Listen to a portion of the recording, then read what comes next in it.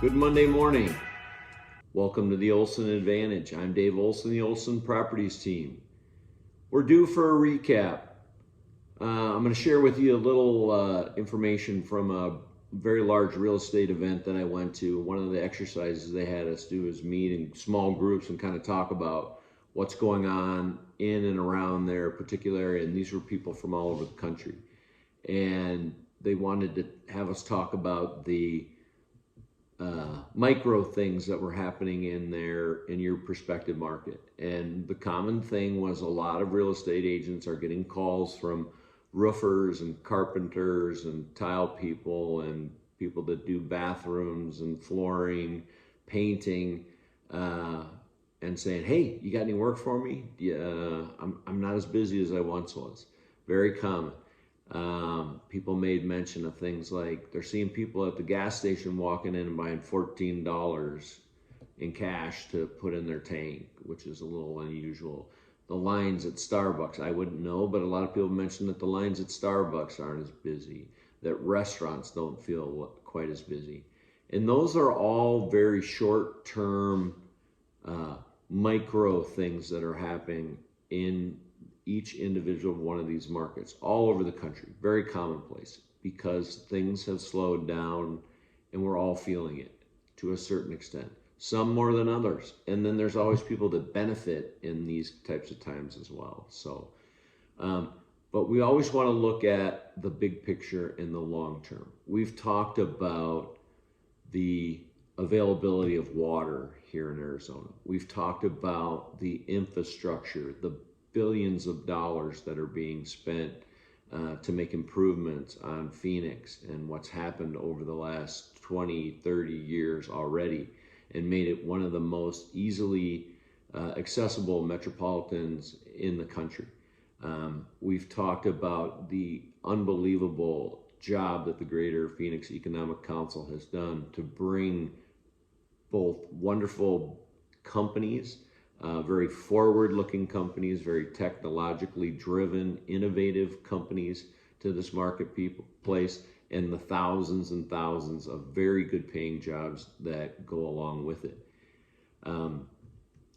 The other thing that we've noticed along with that, and it was just recognized, that Phoenix has the highest percentage of wage increase year over year in 2022. It was called out earlier this spring. 6.4% increase in average income. And what does that look like in terms of hourly wage? Phoenix has seen the highest hourly wage increase as well at nearly $32 per hour. Again, these are all things that matter significantly in the long term. But then you say, "Dave, what about these mortgage interest rates?" Well, let's look at a chart. This goes back to early April where we were at 6%. Now we're flirting with, mid to upper sevens. Actually, we've had a little bit of a pullback. This goes through the second week or the 2nd of October. We've seen a little bit of a pullback since then. But again, interest rates are a very short-term thing. They're no different than the guy that calls me that wants roofing business. When I really need him 6 months from now, 8 months from now, he might be very busy again. Again, they're very short-term things. They fluctuate, they change. Again, we always marry the house, we date the rate. One of the things that we have to look forward to relative to rates is the recent inversion on the bond yields. I don't fully understand it, I don't get it, but here's a chart to look at. So anytime the 2-year and the 10-year Treasury bonds invert, which means they cross one another, where you're basically making more or an equal amount on the short-term money as you are on the long-term money, that's an inversion, which you should obviously be paid more for holding a bond longer, right? The 10-year should always be worth more. But every time that inversion crosses, and you can see this all the way back to the 70s, that there is a recession that follows. And when we do get into a recessionary period, we always see a reduction in interest rates. So that might be something to plan for and look forward to. We have a lot of people, as we've mentioned, are buying homes and the sellers are paying down their rates for 1, 2, and in some cases 3 years rather than taking a significant haircut on the top line price of the home. And they're able to do that. It is something that a seller can offer. A builder can also offer the same thing. So that is a short-term fix for a long-term potential problem. But we are still seeing contracts low because of this. Again, mortgage rates are holding up demand, which is having its impact on housing, which is having an impact on the actual number of accepted contracts. Is the accepted contracts ratio a short-term or a long-term item? It's a short-term item. Again, it literally goes week by week, month by month. So when we look at the long term, a little bit longer term, I should say, when we look at the Cromford report, we're here at week 38. We're now 4 weeks into a slight dip. Again, this is a forward-looking forecast, right? Just like we had right over the top of the number 2022. We remember that from December. We had a slight pullback, and then the year started over, and then we were off and running again. Is this a buying opportunity right now, or will it continue to go down? I don't know. Again, this is kind of a midterm. Again, we have about a 6 to 8 week window on the future with this index.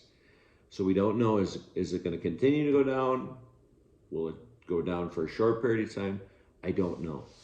But what I do know is that if we continue to hold where we are now in dollars per square foot, we will finish up 4.3% relative to last year. Again, it's another short-term item.